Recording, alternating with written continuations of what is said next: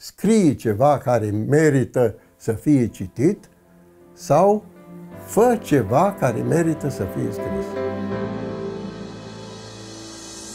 Mi-a luat un interviu la o ziar și a spus, domnule, eu n-am bani să public cartea respectivă, cred că o să vând casa. Și am vândut-o. Cum ați ales să fiți doctor? Ca să-i ajut pe oameni, că oamenii au nevoie de ajutor medical, nu numai de descântece. Am scris o scrisoare acasă să-mi trimite niște bani. Am văzut rupsese ciorape, n-aveam cu ce să cumpăr. Am primit un răspuns înapoi, m-au batjocorit.